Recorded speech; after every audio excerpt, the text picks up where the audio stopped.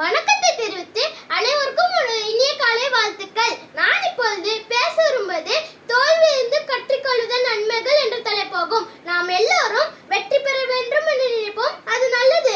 ஆனால் வெற்றியின் அடிப்படை தோல்வியில் தான் இருக்கிறது. தோல்வி என்பது பயப்பட வேண்டிய விஷயம் அல்ல.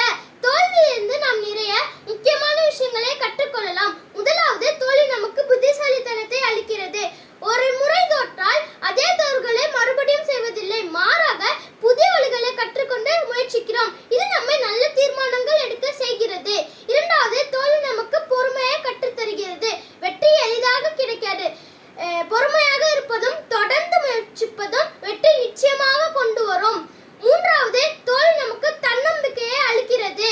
தோல்வியை கண்டால் அதை மீறி வெற்றி பெற்றிடலாம் என்ற நம்பிக்கை ஏற்படுகிறது. இது நம்மை பயத்தை விட வெற்றிக்காக நிறைய முயற்சிக்க வைக்கிறது. நிறைவாக, தோல்வி என்பது வெற்றியின் அடிப்படை. நம்மை நம்புங்கள், முயற்சியுங்கள், வெற்றி